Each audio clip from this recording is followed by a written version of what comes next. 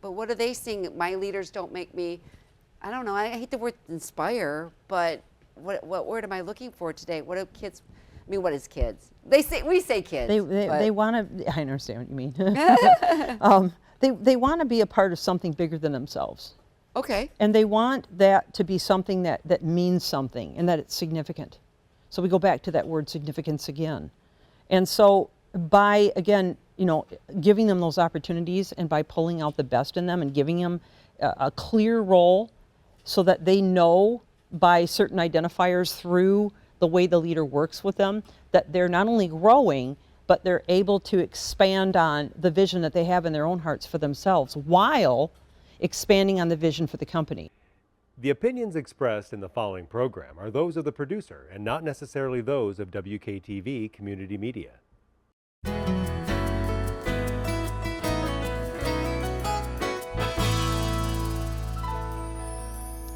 Hello, West Michigan. This is Grand Tap Media Business TV. My name is Pamela Keim, your host. The spirit of the show is to introduce West Michigan to all the businesses, nonprofits, individuals that can help us thrive in our lives.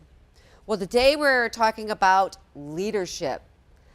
What makes a good leader, how to create a good leader, how to create a culture that brings up leaders. So this is a great guest I have today. She has written several books, as you can see here. I don't even think we have them all out here today. But basically, she deals with the corporate world. She is an author. She's a speaker. She's a corporate trainer. And what am I saying? And she's also a business coach and individual coach. And I had her back in 2014. Many of you might have heard me tell this story. But this next guest, she was my individual coach. I was trying to grow and change my life, and I had to change myself. And what happened was, well, here I am today. And I wouldn't have been able to do that unless I went through this and she sparked something in me to grow and keep going, and I made the necessary changes. I had some wrinkles along the way, but we always stayed connected. But eventually, I ended up here, and I'm excited for the guest that I have today, Michelle Steffes, and she has written her current book is Necessary Significance. There, and this is it's a handbook. It's easy to carry around. It's great reading, and it helps people learn how to make their staff and people around them significant. Yes, is that correct? That's right. I want to welcome Michelle Steffes back to my show. Thank you for being here. Pleasure. I heard about your new book, and I saw you on other podcasts and other programs, and I'm like, you know what? I'm having you back on because you have really went from, we met in 2014, the individual. And 9 years, right? 9 years. Mm-hmm. And then you went to working back and helping people build that mindset, which helped me. The 5 for 5. Mm-hmm. I did your program, and then after that, you went on to other things, and you went corporate speaking. I knew you at the chamber. It's been a crazy, hasn't it been like? Yes. So I see you out there in the corporate world. Well, so what exactly have you been up to besides writing more books and helping people change their mindset and become the leader? Or I guess you wanted to tell me you could become more than you really think. You just have to start changing. It's true. What's in your head. Exactly. And I want to share one quickly, is that I think when I hear you and whatever, and I want to hear leaders, which I think there's such a lack today of leadership, I want something to click in my brain and take all of my experience, all of the heck I went through, all of my life, and all of a sudden click in. And that pays off. And if you connect to a new leader, and I had those before in the past, and I had bad ones, I felt like I could climb mountains. I could do anything. Does that make sense? I love that. I love that. And so, okay, so talk about your new book, who you are. I guess you get back to who you are and why'd you write this book, and what do you think about leadership today as opposed to it's been 10 years? Lots of great questions. And first of all, Pamela, it's a joy to be back with you again, and it's been fun watching your journey as you walked for the past 9 years, right? Yeah, really. I mean, it's been 13 years for my company, but you have just excelled from level to level, and I'm just so pleased to see that. So thank you for having me back on with you today. Well, it's Appreciate always that. a pleasure, and I just think that that's the thing I hear the most in circles is they're under a bad leader, their people can't lead, they feel like there's no leaders, and everybody's like this. Where are all the leaders today? Yeah, no, Okay. you're right. Leadership is definitely lacking. I wrote the book for that very purpose, to help leaders. And I've kept it small on purpose, and you use the right word, handbook. It's made to be a handbook, and I've already sold many cases to multiple organizations that I work with and some that I don't. Because it's a quick, easy read. A lot of people don't have a big attention span like they used to read a 300 or a 400 page Yeah, book. yeah. Although they're out there, right? That one that is 200 pages. But it's just nice to have just a quick read. It has 7 chapters of a lot of information and even gives you the answers. So meaning there's examples of questions, self-assessment questions, as well as questions you can ask your team. So I wanted to make it simple.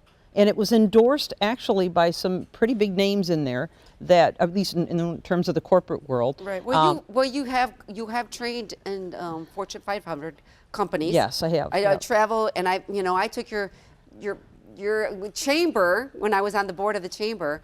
That training when you went there, and that's what kind of hooked me on. You know what, you had something, but the 7. Like me, it's like, when somebody hands me a book or whatever, I'm like, just get to the gist. What is she going to teach me in this book? Yeah. And so if I was to hand this to, what are you going to teach me and what does this mean, and share. Even the cover is quite interesting. Yeah, let's talk about that. Yeah. So necessary significance really is the fact that everyone needs to feel significant. And that's from the second you take your first breath out of your mom's womb all the way to the day you take your last breath. Everyone wants to feel significant. So you think about it, as a baby, you want to be held, nurtured. As a Right. toddler, you're look at me, look at me. And then as a child, Mom, hang my colored picture on the wall. And you're trying to learn to get along and have friends, and you get upset when you're not. And then when you get to be a teen and then a young adult, what you want to begin to excel and figure out your career and have people be proud of you or impressed with you. It never ends. It never ends. And even in the winter of life, you want, hey, come call me, talk to me, visit me, I'm lonely, right? That never ends. So the idea behind necessary significance is to teach leaders to see it from that perception. In other words, it's a tool. So when they make their people feel significant, these people are going to become loyal. They're going to feel value. They're going to perform higher as a result of that. They're going to be more unified, and it's going to take away divisiveness and division within the organization, because now no one's competing for anything. They all feel valued. Not like the ostracized child of the family, right? Because they're forgotten or they're left behind or they're passed over 100 times, which I worked with a lot of clients that were passed over so many times they never understood why, right? Right. Because they're always there on time, they're always working. But so when leaders really begin to understand that you have to lead not only from mind but from heart, which is why that's the image on that book. So it's a heart-mind approach to captivating leadership. So it's the heart and the mind. Both. Okay. On the both. Okay. has to Because be you both. deal with your thousands of what is it, neuroscience? Yes, I do. I love Yes. neuroscience. Yeah, neuroscience. She has like tens of thousands of training hours on that, and that's all about. It is. So Understanding. when you say the heart and the mind when you say significance, and I understand what you're saying, because everybody wants to, since we're a Yes. baby, we don't know why. That's right. But we want our parents' eyes on us, Always do. and we compete, and we don't Yes. even know why. I will even tell my husband, I don't know why, siblings, you compete for your parents' attention. Yeah, constantly. You want And to you be don't, loved. sometimes you don't like it. Yeah. You know what I'm right. saying? You don't like that, Yeah. but you do it. Yeah, it's just natural. part of it, right? It is. It's human nature. And then you go to want your boss, you're sitting around, you want to be able to, you get that, right? If I raise Right. my hand, he's going to think I'm going to get, Yeah. So I see you out there. I mean, what are people when they're, all right, let's get to it. Has a lot changed? You've been doing corporate training for 13 years, right? Even Previous to that, yeah. Previous to that, whatever. Well, how's anything? Is it in here? Has anything Yes. changed? Well- or is it the same? Yes and no. The need for significance has never changed, that part of it. And emotional intelligence became kind of a really popularized way to learn to lead back before COVID happened. There was books okay? on it. Yeah, oh podcasts, yeah, it right? became ever so popular. And as a result, I watched the engagement statistics of Gallup actually climb. So they went from, I think it was around 67 up to just over 70% during that era. And then COVID happened and they plummeted. They went all the way down to about 65%. And now people started to lose their way a lot. I mean, now they're confused about not only whether they're valued, but where they belong, what their role is. They weren't clear on anything. What So happened? uncertainty became like the main problem in the culture. So leaders needed to step up and realize that this was the root behind it. And leaders needed to begin to realize that leading is no longer just about having a list of tasks and all your ducks in a row to make sure they get done on time. It's not just about meeting deadlines. Really, that should be the job of your people. A leader's job is to lead the people, to help the people feel significant and valued by pulling the best out of them. To ask, don't tell, which is one of the names of the chapters in my book. So in other words, instead of assuming something and going up and telling them what they need to do right or wrong, you ask them, so how do you think we could do better at this? How can I support you more? You know, what would be your idea on how to move forward in this situation? Letting them own it, but also helping them to realize that you see value in what they can bring to the table by their talents and their gifts, rather than just assuming or dictating, which I hate to use that word dictating because I think it's overused today in a lot of ways. Yeah. But I think a lot of leaders mean well.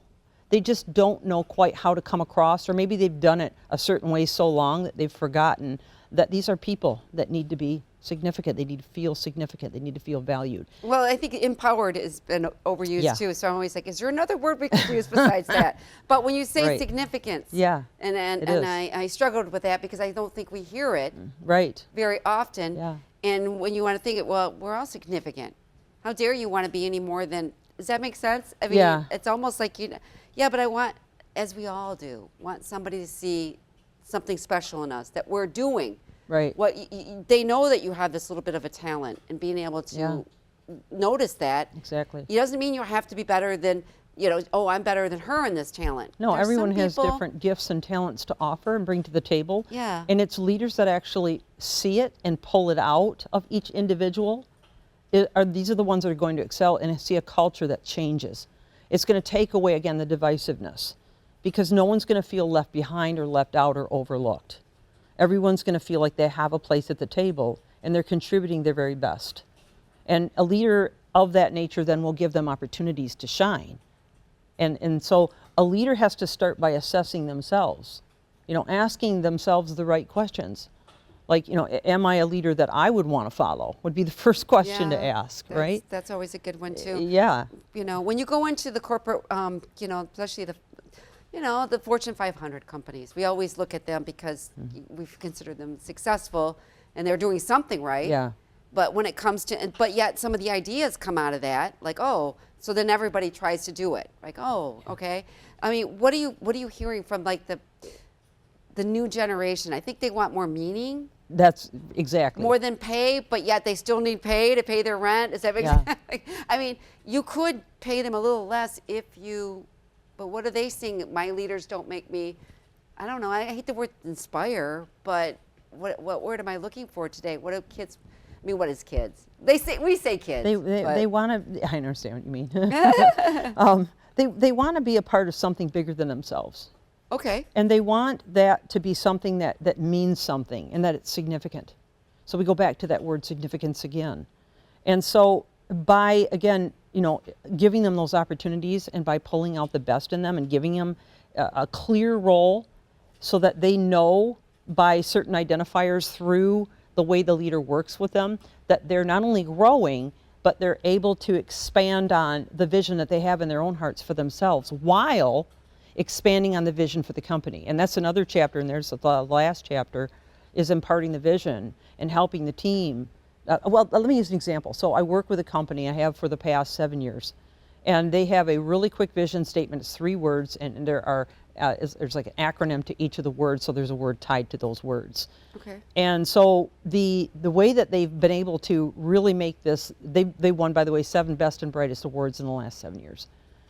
So the way they've been able to really make this a dynamic culture where everyone feels significant and everyone is high performing is they have allowed them to own the vision by every day saying, we're having this issue, what part of the vision would solve it? And letting them come up with the answers and the solutions through the vision.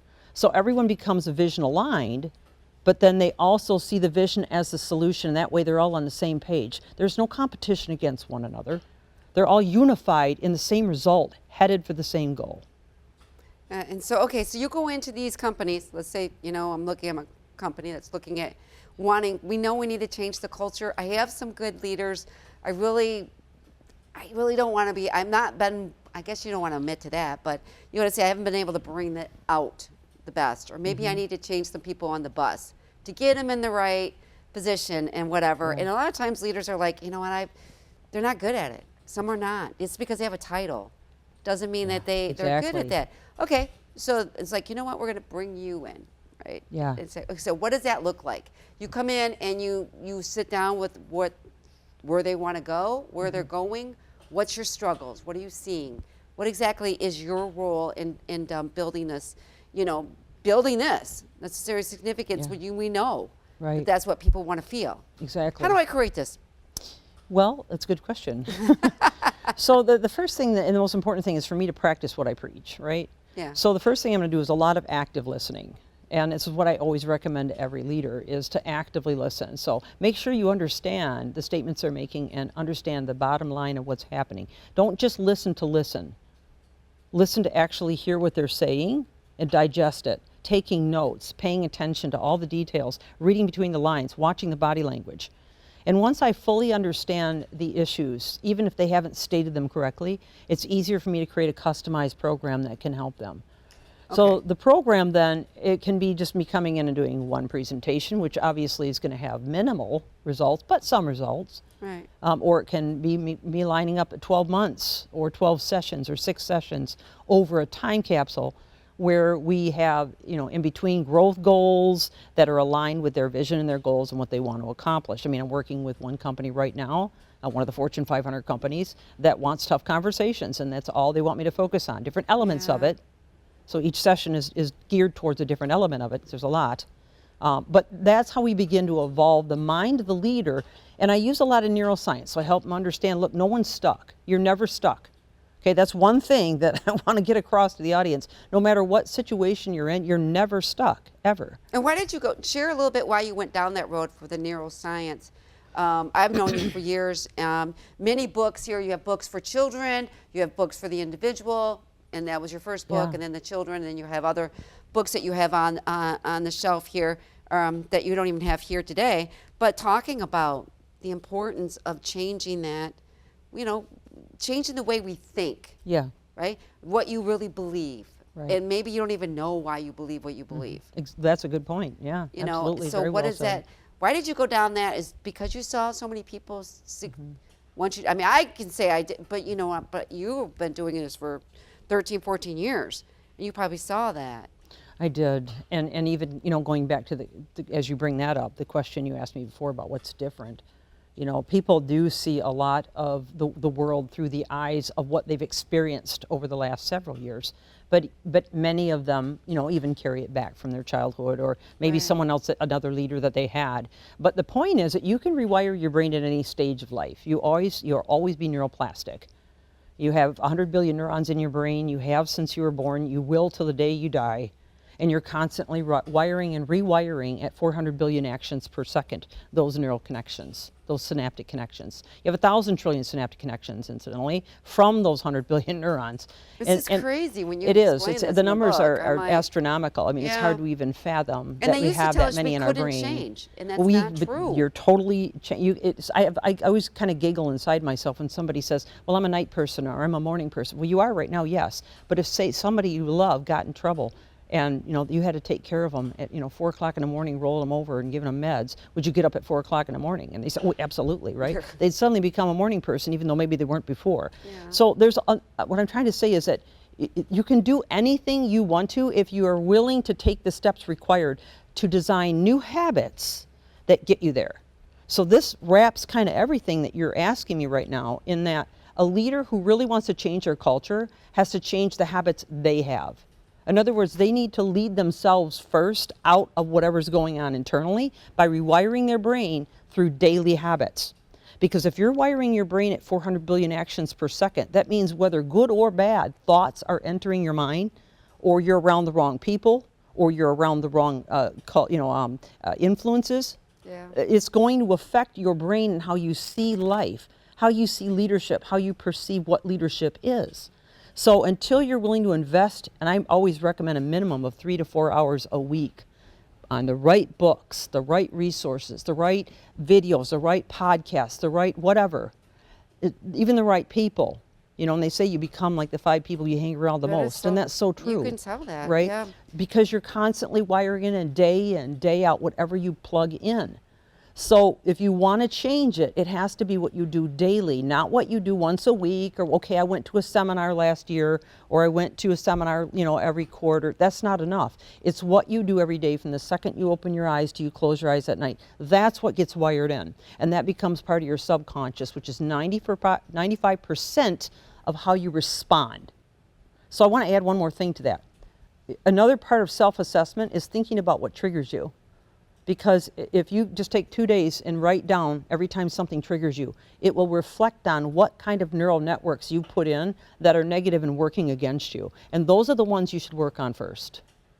Does that make sense? Yeah.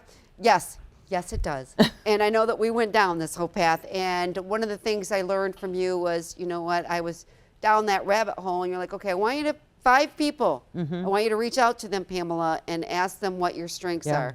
And I remember the conversation we had at our coaching, and I showed you the text, and I was like shocked that people saw me different than I saw myself.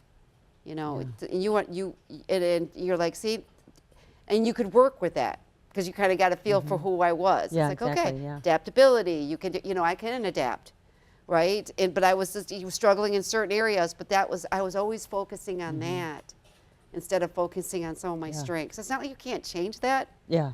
But there was something that I was, you're good at this stuff. You just don't see it. Does that make exactly right? When See, that's pulling it out. I mean, you learned because someone told you and sparked that interest, and then you pursued it. Had you not done the work required, you would have never gotten there, and that's the point. That's exactly it. And you kept hearing a reoccurring 1 or 2 things that stuck out. So it must be something that. And these were all people that didn't know each other. Yeah. I reached out to people that didn't, like not that they collaborated in my, my office at one time. So these are people that didn't know each other, and they were kind of saying similar to the same thing. And I thought, okay, well, I must be that type of person. All right, I want to just ask you one thing when it comes to. I understand the employee side of seeing leaders. What are leaders struggling with? What are they not? Look, they get some of them get a title, or they earn a position and they realize it's tougher than they thought. And with people, and sometimes people do sabotage you. They don't want you to succeed. That was in my case. They weren't interested. They didn't think I earned it, or I should have gave it to somebody else, whatever it may be. It can always be. What are they feeling in these leadership roles, or what are they looking at? Man, people are asking way too much. I'm trying my best. I got kids too. You know what I'm saying? They're human just like us. So what are you hearing today? Well, unfortunately, that bell from 10 years, 20 years ago is still ringing, meaning they don't really see it until someone points it out. And that's why it's important that you hear about heart-centered leadership, because I mean, this is just to give you one example. So they're clueless. Yes, I did a talk for a company. It was a national company. And I heard after the talk, the VP actually went back to her office and cried, because for the first time she heard things she'd never heard before about her own leadership. She realized things. That's true. So here's somebody who has a big heart, right? She wants to help her team. She thinks she is, but she finds out that everything she's doing is unraveling things, not helping. And that's the bell I'm talking about that has been ringing for so long. And a lot of times, and I would say most of the times, and you said this earlier, people want to do, right? Leaders want to do well. But until they understand, just a quick a fact here. Brett Steenberger did a survey of 4,000 leaders and their teams. And he asked the leaders, what are the 2 things that you would find you need to improve on the most? And the leaders said it had to do with either tech or financial. Then they asked all the team members of these 4,000 leaders a question: what do you think your leaders need to do? What do they need to get better at? And their answer was emotional intelligence and leadership. So, I mean, obviously shouldn't shock you Well, from I what we think I just would have been a discussed. better leader if I known what I know now, right? After Right. going through your coaching, I'm trying to. Yeah, We all want to be. it's a people skill, and the biggest problem is leaders look at it as soft skills, which I hate that they call it soft skills, because think about it. If you were going to hire two candidates, A and B, and A had all the skill sets you could ever want from someone for the job, the role, right? But they just seem kind of like standoffish, set in their ways, not very moldable. But Right. candidate B didn't have any skill sets, but they were a team player, they were on board, they were a quick learner. Loyal. They were, yes, kind and willing to work with you, emotionally intelligent, in other words. Which one are you going to hire, A or B? Oh, there's no doubt. Yeah, you'd hire And B, you want right? you want to get You'd hire along B. with people. That's the You don't point. So they're want a not culture soft where you skills. don't feel comfortable. Who cares if you can do everything? Exactly. But you can't sit and talk. I've had those people. You can't sit and have like a little light conversation at the coffee, at the Yeah, if coffee you can't bar talk to or whatever somebody, they then have. right, exactly. Skill They're sets mean cold, nothing. And they're like, oh, and I just kind of like you walk away. Yeah, Did I have their backs? Probably not. yeah. When I think about it, because I thought, you know what, you don't, Yeah. and it's not that I guess I look at it differently now, but I just felt like, God, you're not even, don't even ask about my day, and I ask about yours. You Yeah, know, you don't right. care, you get Yeah, that, right? yeah, no, and it's easy for leaders to internalize their own hurt because it's lonely at the top, right? There's really no one like checking in on them or supporting them in the way that they would prefer, right? Yeah. And so a lot of times they do need a coach. I do a lot of executive coaching. I have a 3-phase coaching program that goes on for 8 months. And we go from level to level to level. But my point is that we all need to understand that this is a people thing, okay? Leadership is a people thing. And my favorite slogan is it's always about the people. Well, So when they there you understand go. it. And I would say if they would have went up to me and said something, I Yeah. told them, like I mentioned, let's just say 6 months ago I said I was a Michigan State fan or something like that, right? Or my son was in cross country, which he was. And then he was like, well, when is that, if he would have said to me, when's that cross country, starting up, right? It's nothing to say that. And I'm like, oh my gosh. Yeah. And you light up, Yeah, right? exactly. I mean, I did watch the Michigan State. It means We're something. hoping it meant something, even if Yes. it was small. And people Exactly. laugh. And the little Like, things matter. would you rather have a raise? I'm like, well, can I have both? But could I have where I feel like he Significant. remembered. You he felt remembered, significant. right? The tiniest things, you're right. Yeah, You're how was absolutely right. Quail Ridge Golf Course? I was, how's that? You guys busy or whatever? And it seems so small. How was your mother? But it is you the put her in the small nursing things. home. How's she doing? It You is. know, and it's like just a little tiny thing. How's your dog? Yeah. Anything that you were, and it Exactly. can't be like the next day. It's like if you remember it a month from now, Yeah. right? And it's like, oh. You're absolutely right, It's gotta Pamela. be You are the right next- on. Does that make sense? It does. In fact, that's my slogan, my podcast. You know my podcast, Reframe and Rewire. Right. It's up to over 250 countries now. But I always started out every time by saying, it's not the big things that count. It's the little things you do every day, just like you're talking right now. Yeah. Remembering that dog, remembering that birthday, remembering that ski Yeah. trip. All of those things. That matters. That builds that trust, that relationship that people crave, that they want so bad. That he actually heard me. That creates a culture. He listened. Instead of Yes. just the typical, oh, glad Exactly. you had a great weekend, whatever, Right. and then went on to something else, right? He actually listened and he processed it, Yep. or she, Yeah. and she kept it in her mind. right? Exactly. Okay, is there anything that you wanted to cover that we have not covered today? I didn't Well- look down at my notes, but That's all right. I mean, I mentioned the podcast. People can find me on ipvconsulting.com. There's a lot of information about the brain in there too. Yep, and you As have books. I've if got you have the a 3 books. children that you're working with, maybe you're a school teacher. Machine maybe Inside Me. Yep. Machine Inside Me, And and then then you Reframe also and have your Rewire. first book, Rewire. Trust me, you want to get that book, right? This little handbook, you may want to just drop it on. Here, maybe not drop it on. You don't even have to say, but you know what I mean. Hand it to somebody, Yep. or give it. Maybe you know of a leader. Why don't you take a look or at that? a group of leaders that would benefit know? from all of that. Listen to what I have said about Yeah. when my boss made me, or my leader felt like he heard me in the smallest ways. It matters. It mattered to me, and I never, you know what? I never forgot it. Yeah, that's exactly right. I Because never forgot it. I'm going to end it with a quote here. Right, Maya okay. Angelou said it best. People will not remember what you said or did, they'll remember how you made them feel. And that's the key behind the leadership I teach from the stage as a keynote, but also as a corporate trainer and an executive coach. All right. So once again, it's Michelle Steffes, and where can they reach you again? It's IPV. Yep, IPV Consulting, that stands for Integrity, People, and Vision. So IPVconsulting.com. You can also find me on LinkedIn, Facebook. And then, of course, I've got books that you can find on Amazon. And my podcast is Reframe and Rewire, which is all free information that you can glean from. All right. This is Pamela Kime from Grand Tap Media. We will catch you next time. I want to thank Michelle. Let me shake your hand.